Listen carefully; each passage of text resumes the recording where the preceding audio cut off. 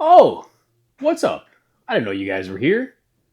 You guys want to come watch me exchange the top of my master cylinder cover? Okay, let's roll the intro. Riding down a YouTube channel, it's the riding down a YouTube channel, it's the riding down a YouTube channel, it's the riding down a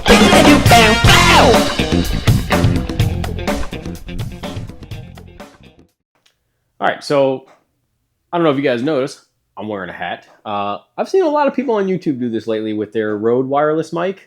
So I tried putting the mic there, and I don't know. Maybe it'll be good, maybe it won't. I'll learn from this video. I figure this is going to be a quick video, so why not? So you guys can see, obviously, this is not how this is supposed to look.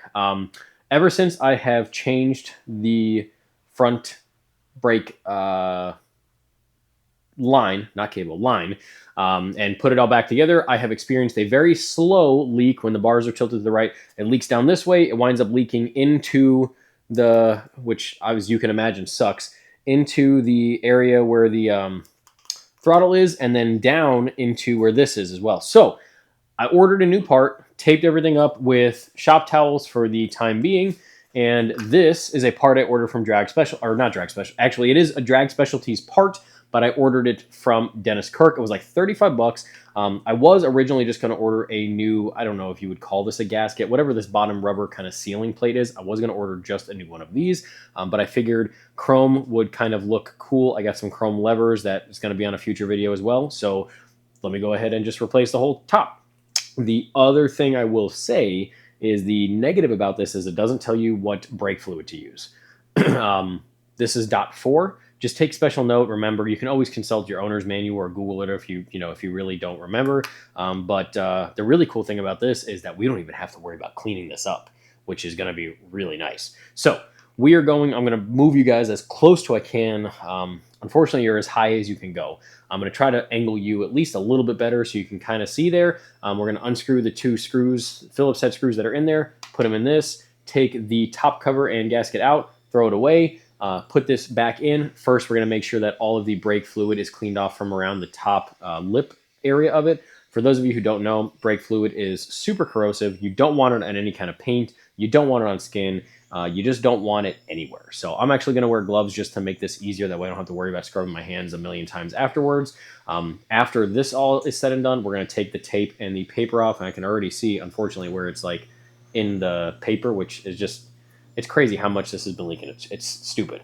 But this is something you are going to have to, eventually replace. It was fine before I took it off and put it back on. So, goes to show you, old gaskets don't like being messed with. So, let's move you guys forward. Let's start.